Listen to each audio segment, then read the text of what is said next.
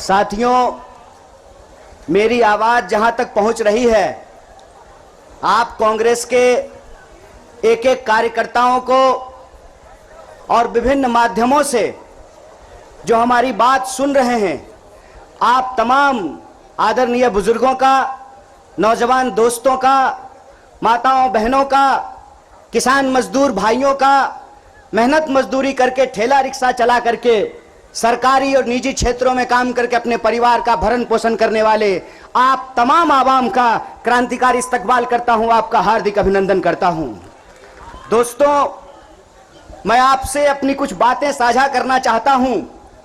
उससे पहले मैं धन्यवाद देना चाहता हूं हमारे पार्टी के तमाम वरिष्ठ नेताओं को कि आज उन्होंने बड़ी मशक्कत से मुझे यहां लाने में, आपके मौजूद पहुंचाने में मेहनत की है, क्योंकि आजकल दिल्ली पुलिस हम पे ज्यादा मेहरबान है।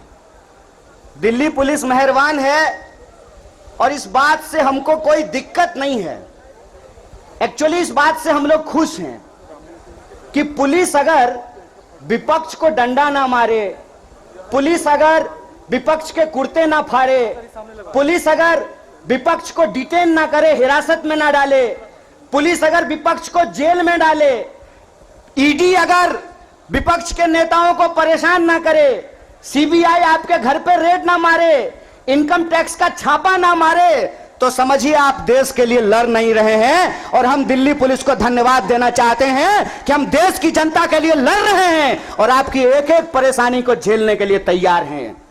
लेकिन एक बात हम दिल्ली पुलिस के सिपाहियों को जरूर कहना चाहते हैं। भाई साहब, आप आते हैं साधारण परिवार से, आप आते हैं किसान मजदूर के परिवार से, आप आते हैं गरीब परिवार से। आप जो हमारे ऊपर डंडा चला रहे हैं ना, एक्चुअली आप अपने ही भविष्य पे और अपने ही मुद्दों के ऊपर डंडा चला रहे हैं। इस बात को याद रखिएगा, इस बात को याद रखिएगा। और रिकॉर्ड तो करते ही आप लोग, बढ़िया सा रिकॉर्ड करके गृह मंत्री को सुना दीजिएगा।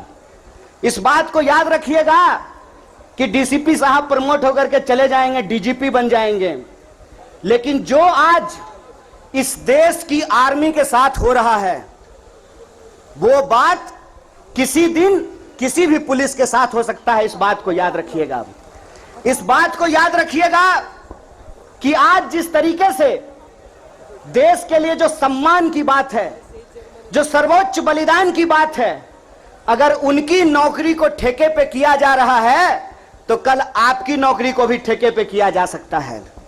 इसीलिए कांग्रेस पार्टी पिछले 12 तारीख से यह सत्याग्रह कर रही है।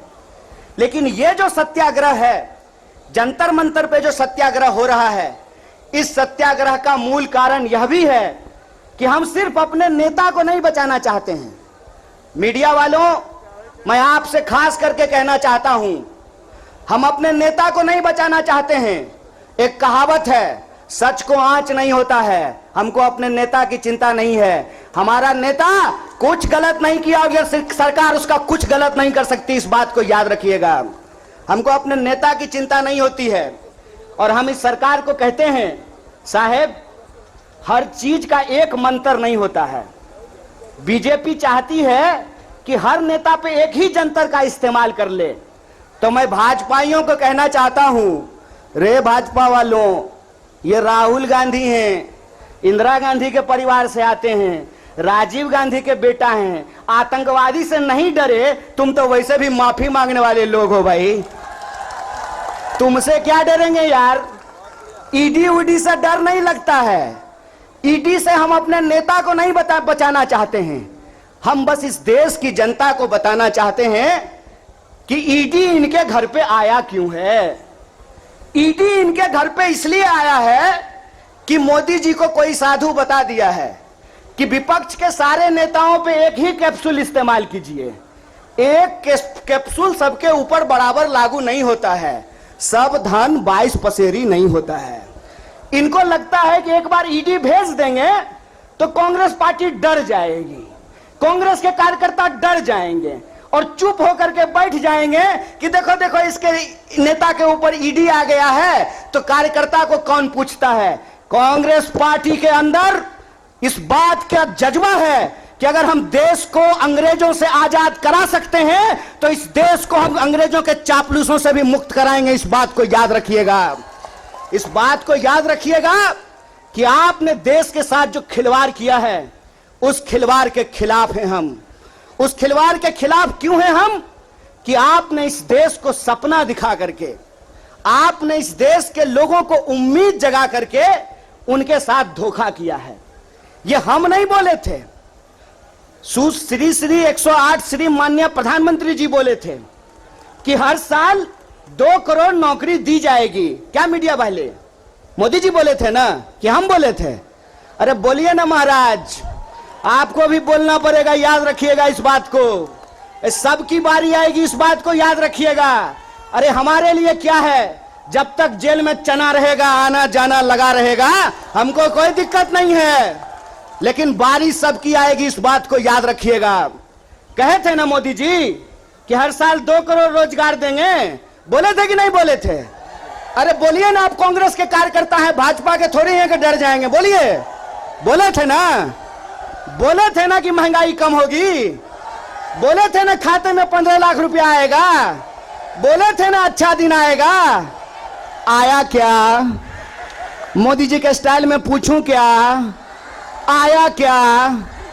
अब नया जुमला आया है, अब नया जुमला आया है कि हम अग्निपथ लेकर के आए हैं। एक भाजपा का नेता ईमानदार है, कैलाश विजयवर्गीय को धन्यवाद देना चाहिए। कम से कम उसने इस देश के नौजवानों की शंका दूर कर दी। उन्होंने बता दिया भाजपा की नई योजना है तैयार, भाजपा ऑफिस में सभी नौजवान बनेंगे चौकीदार। यही योजना है ना। लेकिन मैं कहता हूं विजयवर्गीय जी, आपका बेटा बल्ला बहुत बढ़िया चलाता है, अफसर पे बैठ चला रहा था, उसको बीजेपी ऑफिस में क्यों नहीं सिक्योरिटी गार्ड बना देते हैं? मंत्री का बेटा बनेगा सेक्रेटरी, मंत्री का बेटा बनेगा बीसीसीआई का सेक्रेटरी, और किसान मजदूर का बेटा बनेगा भाजपा ऑफिस में सिक्योरिटी गार्ड। हाय रे हिपोक्रेसी, इसी को हिपोक्रेसी कहते हैं ना। और बेईमानी किसको कहते हैं? देश की जनता को लगा कि जब मोदी जी बोल रहे हैं तो सच ही बोलेंगे। मोदी जी की हर बात को मान लिया देश के लोगों ने। मोदी जी ने कहा दीपक जलाओ तो देश ने दीपक जलाया, मोदी जी ने कहा बत्ती बुझाओ तो देश ने बत्ती बुझाया, मोदी जी ने कहा थाली बजाओ तो देश ने थाली बजाया। सब कुछ किया इस देश ने, लेकिन देश अब तक इंतजार कर रहा है कि मोदी जी जो हमको कहे थे उसमें से एक भी चीज पूरा नहीं किए हैं। और ये देश की जो परिस्थिति है, इस परिस्थिति पे मुखर होकर के हमारे नेता बोलते हैं। इस बात का हमको गर्व है कि सरकार के सामने बिना झुके कोई लड़ता है अड़ करके, तो उसका नाम राहुल गांधी है। उसको डराना चाहते हैं, उसको डराना चाहते हैं, उसको झुकाना चाहते हैं। अरे आप कहते हैं मोदी जी मैं भी चौकीदार, मोदी जी के समर्थन में लोग कहते हैं मैं भी चौकीदार। ये चौकीदार नहीं है, ये देश के ठेकेदार हैं। और ये देश के ठेकेदार कैसे हैं? क्योंकि इस देश के लोगों का, उनके भविष्य को ये ठेके पे कर देना चाहते हैं। ये जो अग्निपथ योजना है, इसकी मोटी मोटी बात आप समझ लीजिए। मैं बड़े ध्यान से सारा प्रेस कॉन्फ्रेंस सुन रहा हूं। प्रेस कॉन्फ्रेंस में सरकार जिलेबी की तरह गोल गोल कर रही है, हर चीज को सब कुछ बोल रही है, सब फायदा गिना रही है। हो सकता है कि कोई भाजपा का मंत्री यह भी आकर के कह दे कि अग्निपथ योजना में शामिल होने के बाद आपका बाल नहीं गिरेगा। जिस तरीके से उसके फायदे गिनाए जा रहे हैं, लेकिन असली बात नहीं बताया जा रहा है। एक सिंपल सवाल है, सरकार को इस बात का जवाब देश के नौजवानों को देना चाहिए। क्या सिंपल सवाल है कि जो भर्तियां हो रही थी वो भर्ती होगी कि नहीं होगी? सवाल नंबर 1 सिंपल बात है। पहले आर्मी में हर साल 75,000 कम से कम लोग बहाल होते थे। बाद में बीजेपी ने इसको घटा करके 50,000 कर दिया और पिछले 2 साल में, अब तीसरा साल है, 50,000 लोगों को की भी भर्ती नहीं की गई। बहाना क्या दिया गया? बहाना दिया गया कि कोरोना था इसीलिए भर्ती नहीं किए। हाय मोदी जी, कोरोना था तो चुनाव लड़ लिए, बंगाल में जाकर के दीदी ओ दीदी कर लिए, सब जगह चुनाव हो गया, उत्तर प्रदेश का चुनाव हो गया, बुलडोजर बाबा आ गए, लेकिन आर्मी की भर्ती नहीं हुई। यह बेईमानी है कि नहीं है? रोजगार देने में कोरोना है और चुनाव लड़ने में कोरोना नहीं है। और अगर आप बैकलॉग को देखेंगे, 50,000 को अगर मान लें, तब भी 1.5 लाख बहाली होनी चाहिए थी। 1.5 लाख ये बहाली नहीं कर रहे हैं। 1.5 लाख बहाली ये करेंगे कि नहीं करेंगे, इसको ये नहीं बता रहे हैं। ऊपर से ये एक नया योजना लेकर के आ गए हैं। तो एक ना छोटा सा कहानी हमको याद आ रहा है। बच्चा बहुत जोर जोर से रो रहा था, कहा मम्मी दूध पिला दो, दूध पिला दो। मम्मी उसको उठा करके अलमीरा पे बिठा दी। बच्चा मम्मी को यह नहीं कहता है कि मम्मी दूध पिला दो, बच्चा चिल्ला चिल्ला करके कह रहा है कि मम्मी अलमीरा से नीचे उतार दो, नीचे उतार दो। लोग मांग रहे थे हर साल 2 करोड़ नौकरी, इन्होंने हर साल 2 करोड़ नौकरी नहीं दी, ऊपर से एक नया योजना लेकर के आ गए हैं। पूरा का पूरा भाजपा के तंत्र को उसमें लगा दिए हैं कि आप बताइए कि अग्निपथ के क्या फायदे हैं। अरे सिंपल सी बात है, बिहार में एक कहावत है, नहाया हुआ शरीर और खाया हुआ शरीर नहीं छुपता है। जो चीज अच्छी होती है उसका फायदा बताने का जरूरत नहीं होता है। जो चीज में कोई खराबी होती है उसका खराबी छुपा करके, आपके घर पे कोई सामान बेचने के लिए आता होगा तो उस सामान का सब कुछ अच्छा अच्छा ही बताता होगा। आप ट्रेन में जब जाते होंगे, बस में जाते होंगे, तो जब जूसर बेचने वाला आता है तो एक संतरा से आपको 1 गिलास जूस निकाल करके दिखाता है, और वही जूसर जब आप घर पे लेकर के जाइएगा तो आधा गिलास जूस भी आपको आपके घर में नहीं निकलेगा। ये जो बेचने की मानसिकता होती है, इस बेचने की मानसिकता के खिलाफ हैं। ये सत्याग्रह 2 लोगों के बीच में है। जावेद अख्तर ने लिखा है, इस एक हमारी एक और उनकी मुल्क में है आवाजें दो आवाज है। एक वो आवाज है जो इस देश को बेचना चाहता है, वो देश के सरकार में बैठे हुए हैं। एक वो आवाज है जो देश को बचाना चाहता है, वो सड़कों पे खड़ा है, वो जंतर मंतर पे बैठा हुआ है, वो सत्याग्रह कर रहा है। और ये सत्याग्रह हम इसलिए कर रहे हैं कि सरकार के झूठ को हम समझ रहे हैं। झूठ क्या है इनका? झूठ है कि ये लोग परमानेंट बहाली को बंद करने जा रहे हैं।